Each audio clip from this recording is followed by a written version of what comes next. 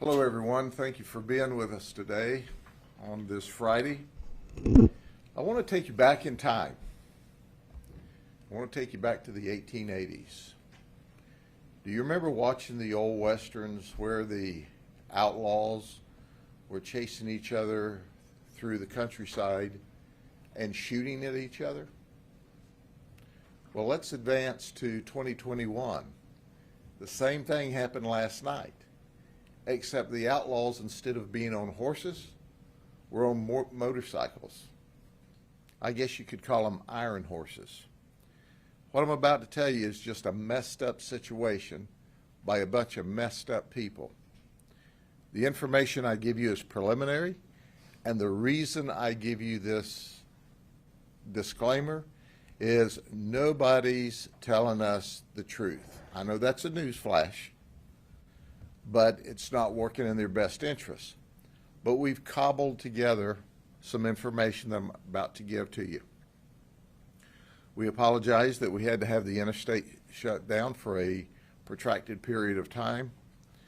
However, we had bullet casings from 3 different firearms scattered over a half mile. And here's what occurred just after midnight. Ronald Donovan, who's 38 years of age and a black male, is a member of the Sin City Disciples motorcycle gang. He and at least 2 other motorcycles were eastbound on Interstate 4 through the county, headed toward the Orlando area, when along came 2 thug riders, a different gang, on at least 2 motorcycles, and passed them. Well, apparently that didn't work so well. And so then there was some skirmishing and some driving about 100 miles an hour. And during this event, Ronald shot from his motorcycle.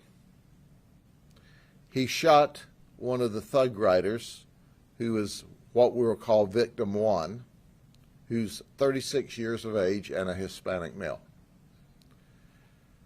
Victim 1 says, "I felt the sharp pain in the back as I was shot, and I immediately returned fire toward Ronald Donovan, who had a white female as his partner on the back of his motorcycle. He struck the white female in the head, and she's dead. She's going to die. She is not dead yet, but she is mortally wounded, according to the information that we received from the hospital. It is a through-and-through wound from just above the ear and comes out the other side. So now we have 2 victims that are shot. She falls off of the motorcycle, and Ronald stops. Ronald and she have been friends, as we're told, for about 8 or 9 years.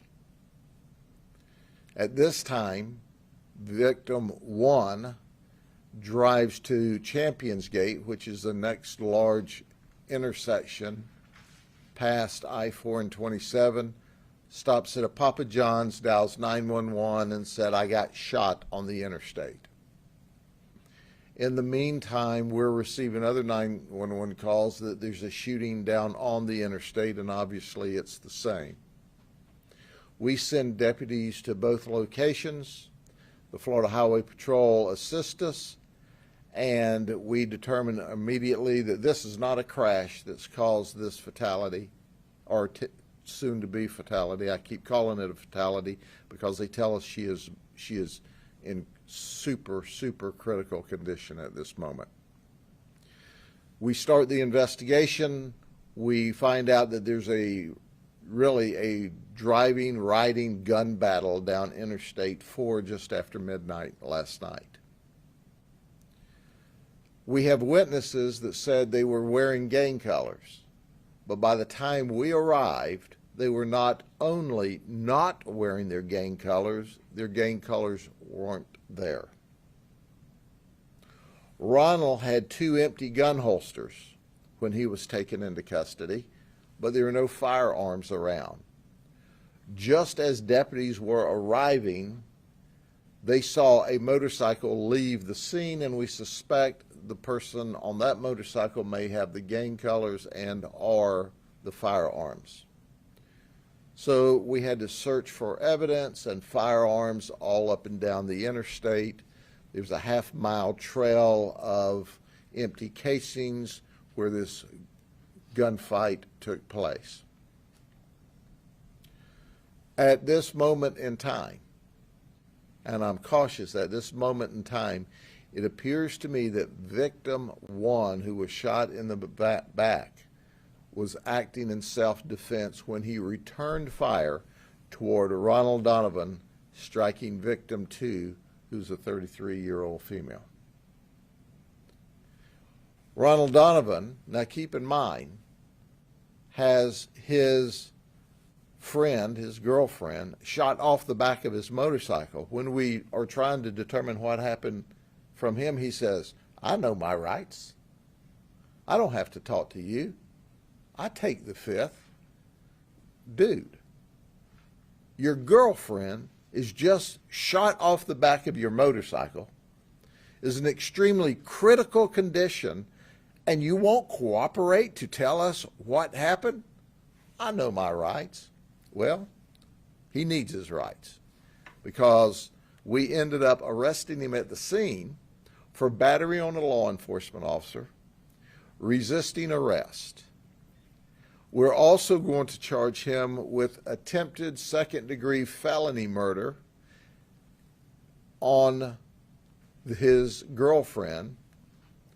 If she dies, that will change to felony murder, because all evidence, all indication at this moment in the investigation indicates he started the shooting.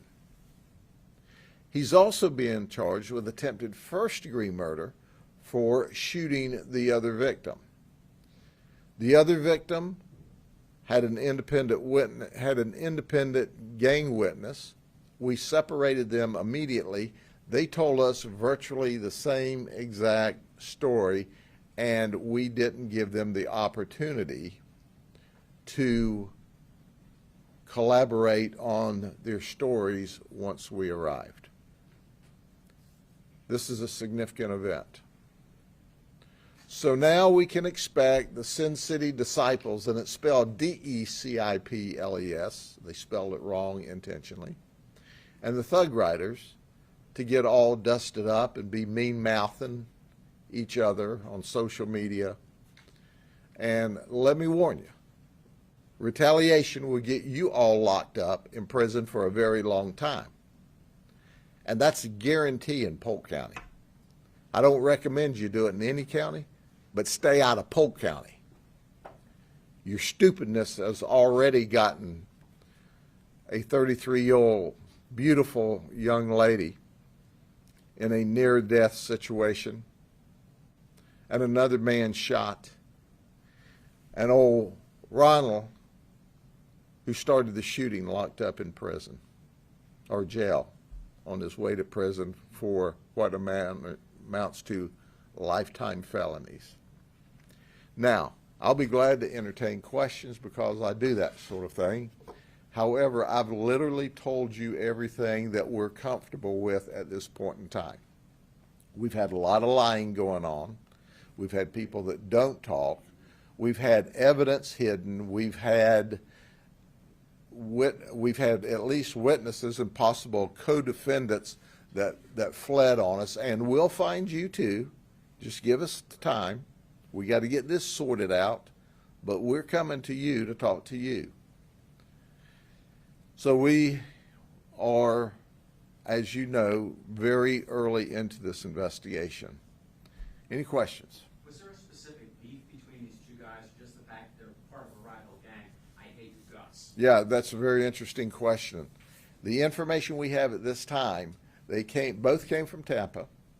One came from a restaurant, and one came from a restaurant and apparently a gang house. They did not have a rivalry going on. They weren't at the same place earlier in the evening. So it just happened that the Thug Riders decided they would pass the Sin City Riders, and that didn't work so well. You had a rush of testosterone and a rush of idiocy, and it ended up with death, near death. I keep saying death. I shouldn't. She is not deceased yet, but she is in horribly bad condition. Okay? Anything else? Yes. Do you have any civilian witnesses? I mean, this is pretty scary that this was happening on the interstate. We do have some civilian witnesses that obviously we're not talking about right now that were behind the motorcycles when this event occurred. So there are some independent witnesses.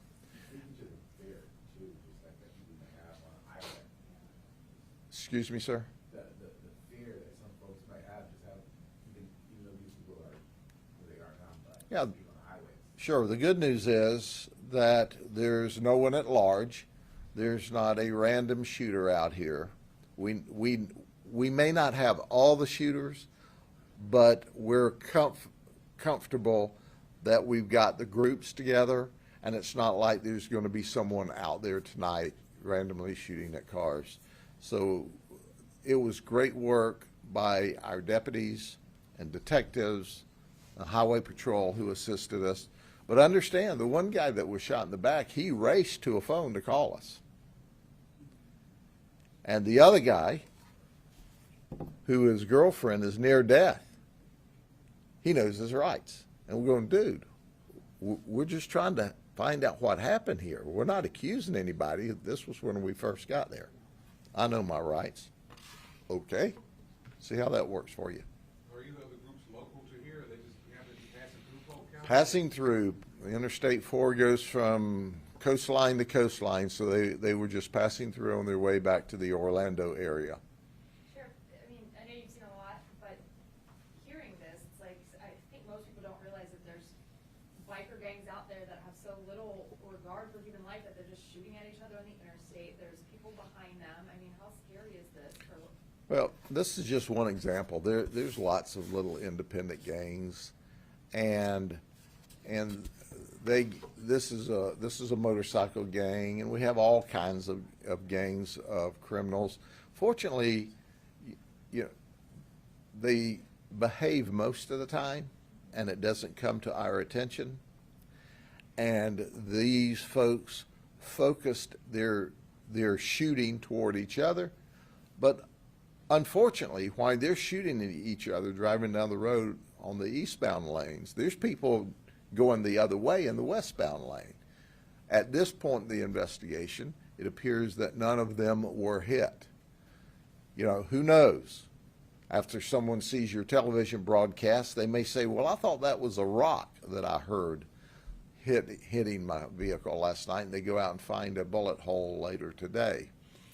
But the end result is, and we've discussed it, while the crime rate in Polk County is at a 49-year low, and it's historically low across this state, all of this talk about nationwide about bail reform and holding criminals in jail, it appears that it has encouraged criminal conduct. Well, let me give all of you a news flash that want to commit crime. That jail reform business that's letting thugs and criminals out all over the nation, it's not us. It's not us. Those criminals let out early for their criminal mischief, it's not us in Florida. So you're packing in the time being stupid out there. Behave. Behave. Or if you want to enjoy that low bail and don't go to jail, New York and California is wide open. And apparently they encourage that. So go there and have a big time. But if you come here and continue with your angst, it's going to be like the last 3 or 4 events where people were just off the rails. It doesn't work here. You're going to jail.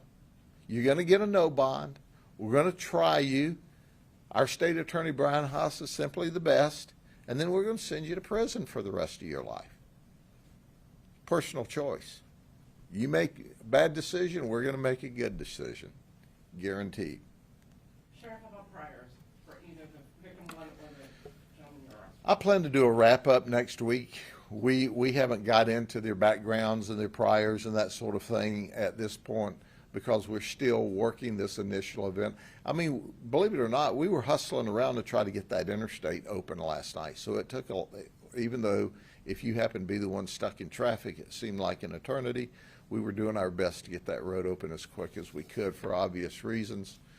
But they took an 1888 old Western shootout and brought it to 2021 last night. Is this the first time you heard of something like that? That sounds like a scene from a Fast and Furious movie or something. Well, I think they watched a movie and they wanted to emulate it last night. But the unfortunate thing is we've got a lady, a beautiful lady. If obviously we can't release her identity, but I've seen photographs of her. She's a beautiful young 33-year-old lady that's near death. And her boyfriend is locked up on many death case charges. We got another guy shot in the back. It's just craziness.